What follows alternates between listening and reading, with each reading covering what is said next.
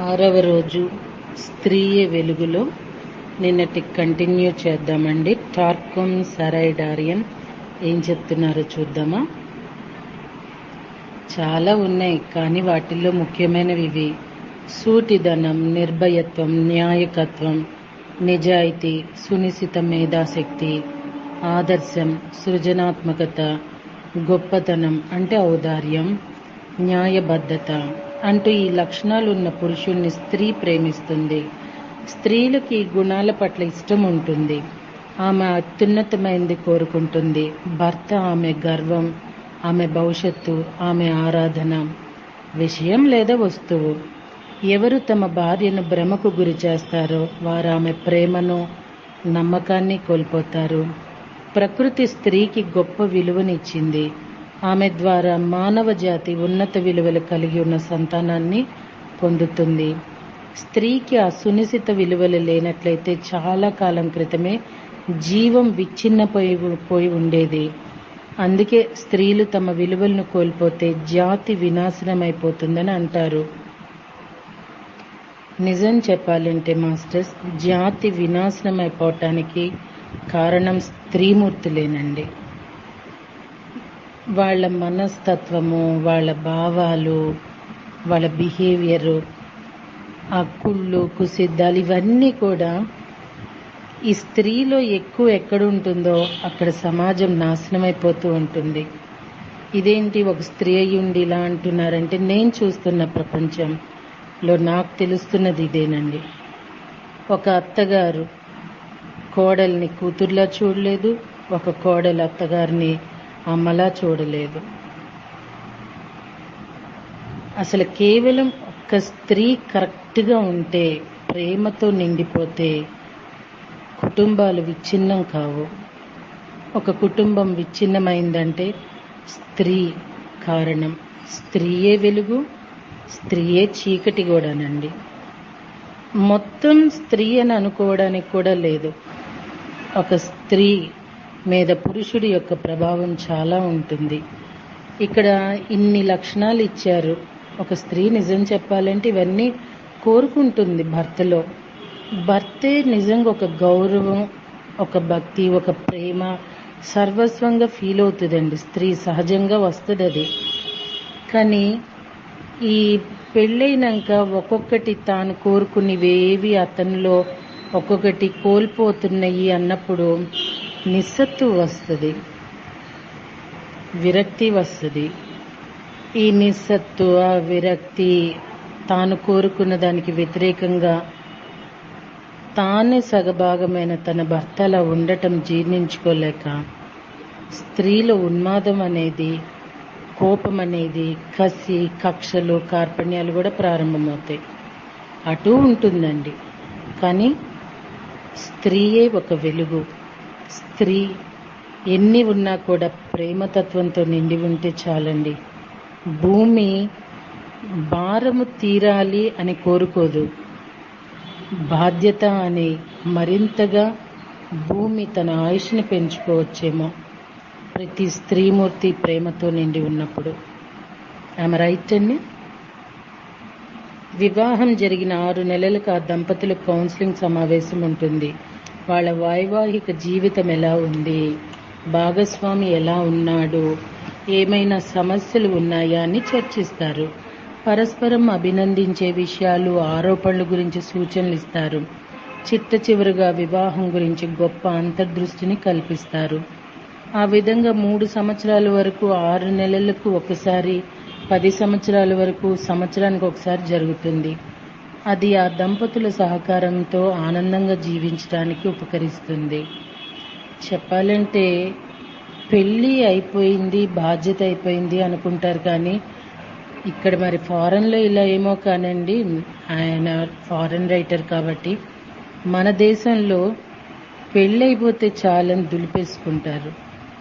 నిజంగా ఎలా ఉంది అని అడుగుతారు ఫస్ట్. ఏ ఆడపిల్లైనా తల్లిదండ్రులు ఎంతో కష్టపడి పెళ్లి చేస్తారు, ఎన్ని పాటలు పడతారో చూస్తారు. కాబట్టి ఇక్కడ ఎన్ని కష్టాలున్నా కూడా బాగుంది అని చెప్తారు. జీవితం మధ్యలో జరుగుతున్న పొరపాట్లు సరిదిద్దుకుంటూ సాగిపోతున్న ఒక స్త్రీ ఇంకా తాను ఇక వల్ల కాదు అన్న స్టేజ్లో తన దాంపత్య జీవితం ఉన్నప్పుడు తల్లిదండ్రులకి చేరినప్పుడు తల్లిదండ్రులు వాపోతారు, ముందే నువ్వెందుకు చెప్పలేదని. స్త్రీ ఎప్పుడు ప్రయత్నం చేస్తుందండి భర్తని మార్చుకోవటానికి. మంచిగాను ఇంకొక రకంగానూ కూడా చెప్పలేము, బట్ మంచిగానే ఎక్కువ మార్చుకుంటూ ఉంటుంది. నా జీవితంలో అయితే నేను ఇక్కడ చెప్పినట్లుగానే సహజం అండి, ఎవరైనా భర్తని చాలా నమ్ముతారు. నేను నా భర్తని నా అత్తగారిని చాలా నమ్మాను. మన స్పిరిచువల్గా చూస్తే వాళ్ళు నా ఎదుగుదలకు కారణం అనే కొన్ని జీర్ణించుకోలేని మనం చెప్తూ ఉంటాము, బట్ జీవితం మాత్రం చాలా డిఫరెంట్ అండి. నా ఊహకు అతీతమే నా హస్బెండ్ అని చెప్పి ఏమైనా దుర్మార్గుడు అని కాదు, చూసారా ఎలా వెనకేసుకొస్తున్నాను. బట్ ఇప్పుడు ఇందాక ఇచ్చిన క్వాలిటీస్ కోరుకోవటం సహజం కదా. కొన్ని క్వాలిటీస్ లేకపోవటం అనేది, దానివల్ల నేను ఎన్నో ఫేస్ చేశాను, బట్ మా అమ్మ నాన్నకి ఎప్పుడూ చెప్పలే. నేను ఆనందంగా ఉన్నాననుకుంటారు, ఎందుకు వాళ్ళని బాధ పెట్టడం అని. ఒక పీక్ స్టేజ్లో తెలిసి మా ఫాదర్ నాతో 2 years కూడా మాట్లాడలేదండి నేను చెప్పనందుకు. ఒక తండ్రి ఎంత అర్థం చేసుకోవాలి, ఎక్కడ వాళ్ళు బాధపడతారు అని బాధని దిగమింగి అన్నీ అంటే చెప్పాలంటేనండి బ్రహ్మరాక్షసుల మధ్యలోనే ఉన్నాం. నా కూతురైతే తను శాస్త్ర యూనివర్సిటీలో చదివింది, ఇక్కడికి వచ్చేది ఒక 2-3 days హాలిడేస్ అయినా, అమ్మ నేను లంకకు వచ్చాను అని అనేది. నువ్వు సీతమ్మ తల్లివి అని అంటే మీరు ఊహించవచ్చు. అది భరించాను కూడా, ఎందుకంటే నా తల్లిదండ్రుల్ని దృష్టిలో పెట్టుకున్నాను. బట్ ఇప్పుడు పిల్లలు తల్లిదండ్రులను అసలు దృష్టిలో పెట్టుకోవట్లా, ఎందుకంటే వాళ్ళ దగ్గర సంపద ఉంది. నువ్వేంట్రా పో అనే స్టేజ్కి వెళ్ళిపోయింది ఇప్పుడు. బట్ వివాహ వ్యవస్థ చాలా పవిత్రమైనది. విభిన్నమైన మనస్తత్వాలు భిన్నత్వంలో ఏకత్వం ఏకత్వంలో భిన్నత్వం అన్నట్టుగా సాగిపోయే జీవనాలండి. ఈనాటి చిన్నారులు కొంచెం ఓర్పు పడితే ఈ విడాకులు ఇవి మనము చూడము. ఇప్పుడు మనం మ్యారేజ్ గ్రూప్ ఒకటి అందరి కోరిక మేరకు పెట్టుకున్నాము. ఎక్కువ డైవర్స్వి, బిడ్డలుండి కూడా విడిపోవటము, ఇలా ఎక్కువ చూస్తూ ఉన్నాము. దీనికి కారణము స్త్రీ యొక్క వెలుగులో ఏమన్నా తేడానా, లేకపోతే వివాహ వ్యవస్థలో ఏమన్నా తేడానా? ఈ కౌన్సిలింగ్ అనేది ఎప్పటికప్పుడు ఇస్తూ ఉంటే మార్పు వస్తుంది. టార్కమ్ గారు చెప్పినట్టుగా కౌన్సిలింగ్ జరిపే పెద్దలు దంపతులను ఎప్పుడు విమర్శించరని, కేవలం ప్రోత్సహిస్తారని, దానివల్ల వాళ్లకు తమని తాము సమీక్షించుకునే అవకాశం లభిస్తుందని మా అమ్మ చెప్పేది. వివిధ బాధ్యతలు, ఇష్టాలు, అవసరాల గురించి, భిన్న ఉద్యోగాలు, వృత్తులు వంటి విషయాల్లో పరస్పర అవగాహన కుటుంబ అభివృద్ధికి దోహదం చేస్తుంది. ఉదాహరణకు తల్లి, భార్య బిడ్డకు పాలిస్తున్నప్పుడు తండ్రి, భర్త ఇంటి పని చూడటం, పరస్పరం పనులను, బాధ్యతలను పంచుకోవటం. అలాంటి కుటుంబంలో పెరిగిన పిల్లలు బయట ఎక్కువ విజయాలు పొందుతారు. భిన్న సంబంధాల విషయం.